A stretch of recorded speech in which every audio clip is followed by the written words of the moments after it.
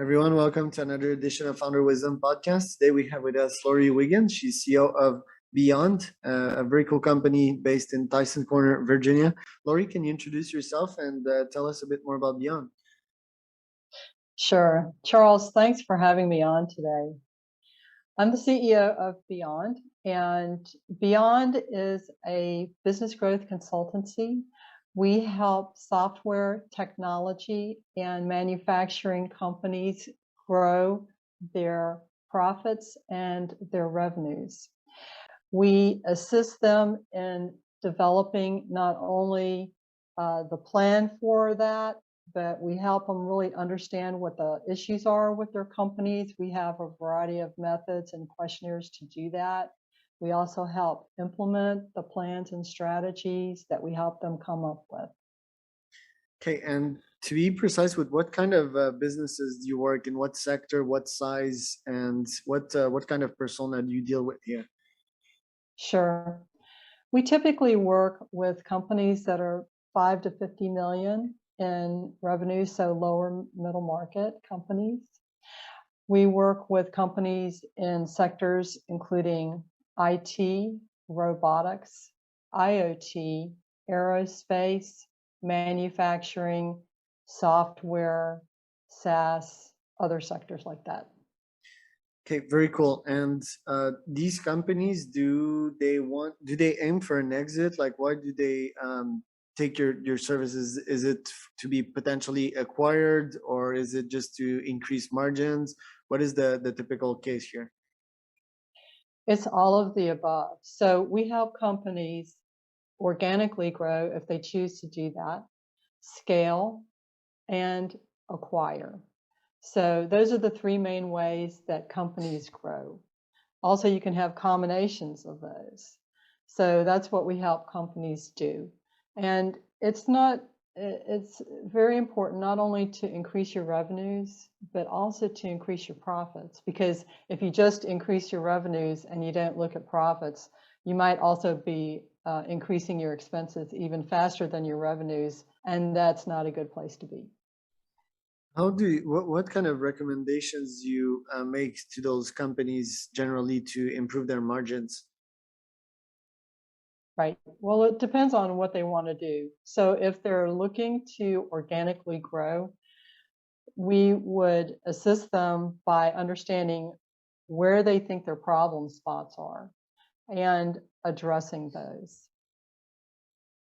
Organic growth is achieved by increasing your revenues, but very frequently you're increasing your expenses as well versus scaling, where you increase your revenues, but you hold your expenses steady. And you do that typically by introducing automation and greater efficiencies into your operations.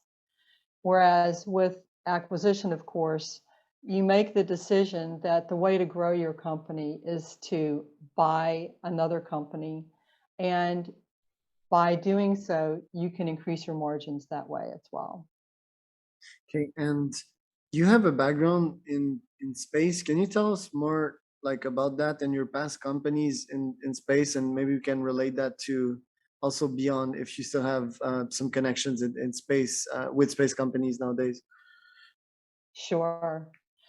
I worked for the Boeing company for 19 years as a systems engineer, and that was a great experience because I got a lot of product development experience. And I worked on the Space Station Freedom Program, a launch vehicle program, space experiments, next generation air traffic control, stuff I can't talk about. And by the time I left there, I had a really great technical base. And after I left there, I became a consultant, and I had already had my first space business, which was putting space payloads into orbit. And I also had a business during my early consulting days that developed a project risk management tool. And I found myself moving more towards the business side of things. And that's how I started Beyond in 2017.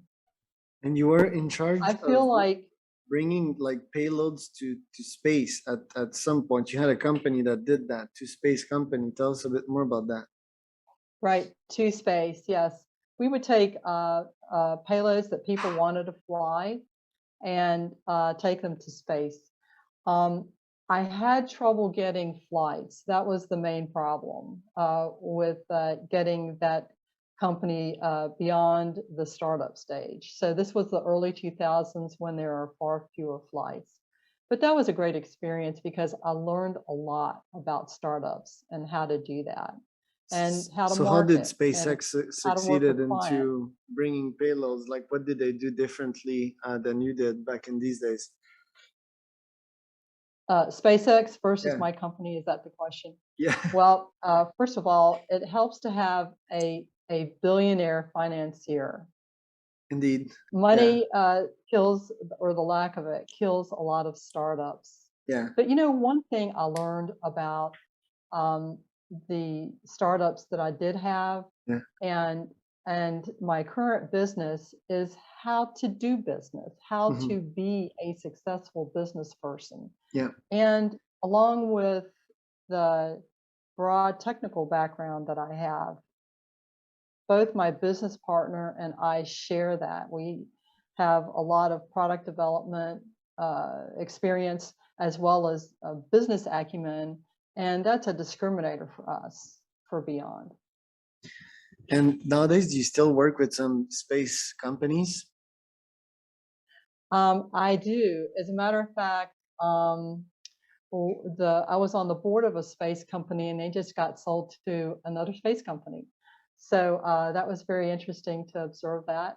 And I was able to help that company both from the technical and business point of view. That's why they asked me to be part of their board, and that was great fun.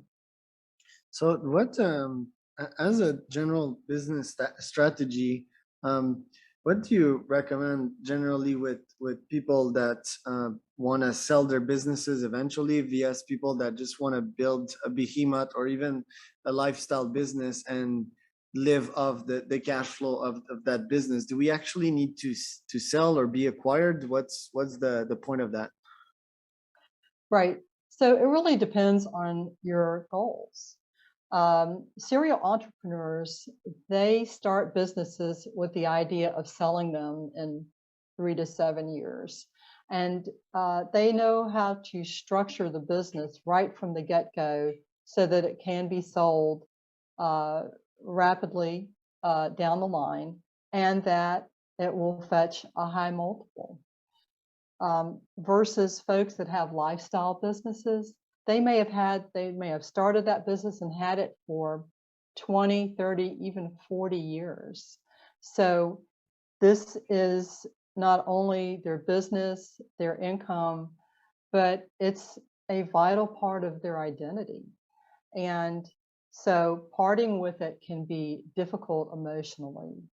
And the longer that you have a business and the more of yourself you put into it, the harder it can be to let go of it. Yeah, for But sure. the idea is that you are building wealth, you are building um, not only for yourself, but for your employees.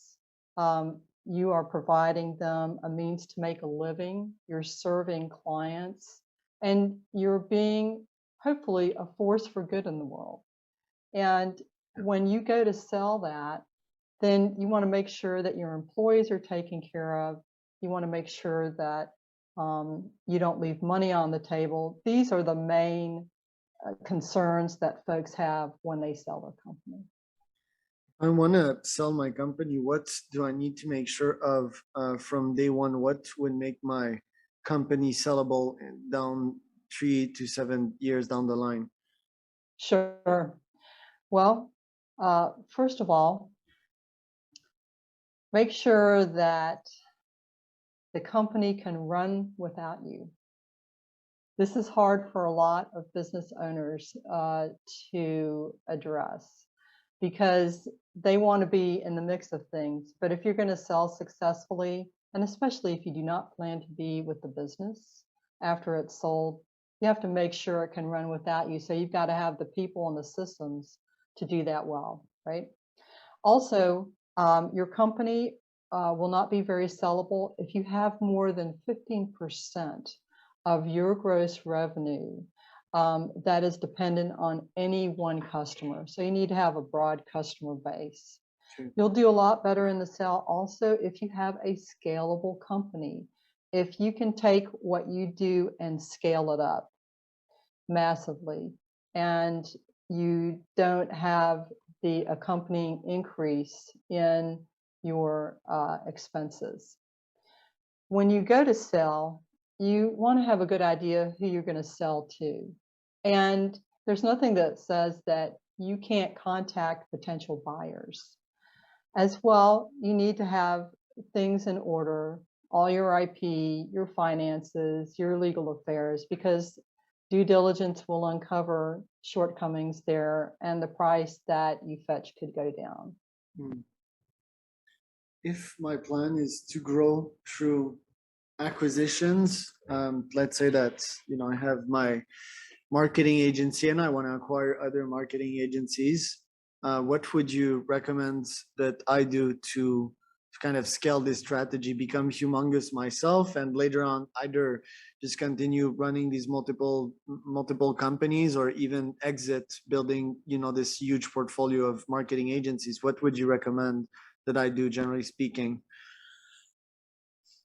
70% of M&A deals fail. In other words, they do not achieve the objectives that the buyers and sellers had in mind.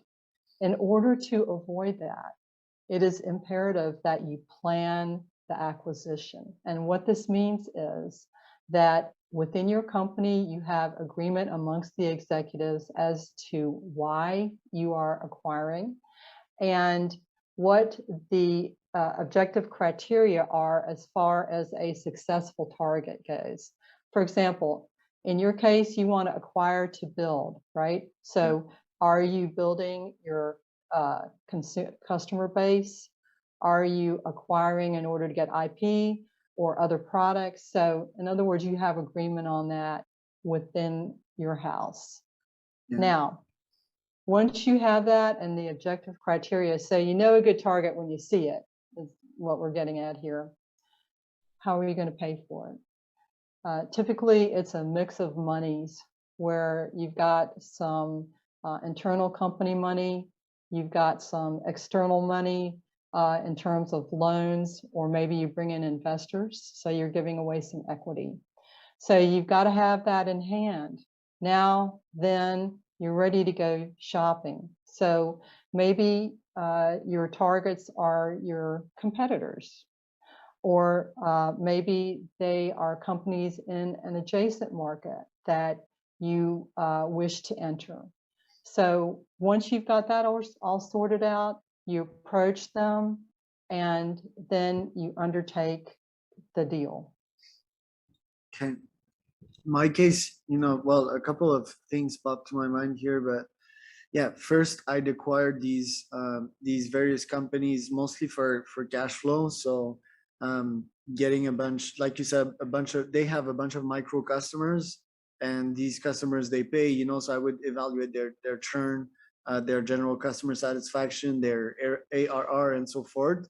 And I think that the main strategy here would, for me, to acquire really a superstar team in terms of marketing services, let's say.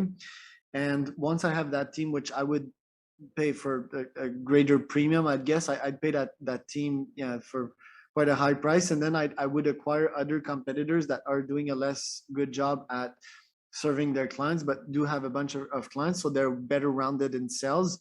And I would kind of take the advantage of both, one team that is better at sales and one team that is better at ops, and I would serve their customer better. So that could be a huge advantage. And I guess that's what a bunch of agency portfolio owners are doing. But I'm curious as per why do both M&A fail? Is it because of new management? like let's say that I keep the CEO in his position for 1 or 2 years after the acquisition, why would my acquisition potentially fail there? There are a whole variety of reasons why M&A fails, and a lot of it has to do with the preparation I spoke of. Some people, they fall in love with a company and they must have it, whether it makes business sense or not. That's where the objective criteria come in. It sounds like in your case that you have a strategy already. And by the way, people buy, companies buy other companies for their teams every day. So that's a really good reason to purchase, all other things being equal. Also, sometimes as far as deals gone wrong, the due diligence is incomplete. You must absolutely look beyond the financial due diligence and look at the systems that of the acquiring company, any legal entanglements they may have, and look at the integration that's going to be necessary in order to fold that company into yours. Many times the integration costs are vastly underestimated, and once they are tallied, then the financial case for making the acquisition goes away.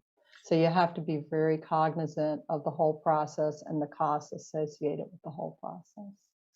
Yeah, for sure. And yeah, these costs, they mount up. So you name in investors that would take share of, let's say, the full portfolio. I guess you can get a bunch of money from banks as well. Um, we could discuss about that, but my understanding of, if you want to be a good M&A manager, if you want, or be successful at owning a huge portfolio of companies, which is my ambition, I think you need to be very good at, scaling at your own agency first, like having a bunch of structure and processes being set legal wise and accounting wise, financial wise. And once you can do that, and once you can potentially scale your own process and have a master understanding of the full process, then you can go in acquisitions and then grow your own portfolio. Is that fair to say? It is. And, one thing that I would say to you is that, and to the audience, absolutely, is that once you start to address these questions, um, obtain some additional outside eyeballs and advice, whether it's us or somebody else. It helps to have that objective outside view, and they also may be able to make you aware of options that perhaps you didn't consider or know you had, as well as helping you to make sure that the things that you're doing are going to meet your objectives, that you can achieve your ultimate goals. Sure. So that would take the form of either, like, yeah, having a couple of investors in, and they would check the quality of the deals. That might also include paying firms like you to do due diligence, and or having, for example, a mastermind group of similar investors that would have a look at the deal and tell you what they think about it, right? Yes, and it can also involve what's the plan, right? If you want to own 10 companies to do XYZ, how do you get there? What's the best ways to get there? What are your options? How much money is it going to cost? What do you need to have internally in order to be successful? So Sure. that, Also, is it fair how to do you go say, about it? I mean, if the success rate is like 30% in M&A, can it help for me to acquire, at least 10 agencies? Let's say that 7 on 10 will fail, but the three that will win big and probably 10x my investment. Is that the strategy at play here? So with some good outside help, you can go 10 for 10. You don't have to suffer a 70% loss. Yeah, yeah, for sure. It's quite hard though. To not that, I mean, it's always the quantity and quality debate. Like my state right now, generally speaking, is 20% quality and 80% quantity. Because yeah, when you go more with quality, well, you dramatically increase your time, energy, and spending. But yeah, I get you on that. I mean, if that's your goal, to have a perfect track record and to tell your investors that can also be a positive point, a positive branding strategy. So what I'm saying is that with the proper planning, your success rate is going to be far higher, and that with the proper planning, you can be looking at the right targets for the right reasons. And by doing your own due diligence correctly, you'll know what you're getting into. So you'll have a far higher rate of success. That's what I'm trying to say. Yeah, that's good. That was a good interview. Where can people find out more about you, Laurie? Sure. So you can go to our website, www.byondma.com, beyond.com, ma.com. You can also go to LinkedIn and you can find me, Laurie Wiggins, there.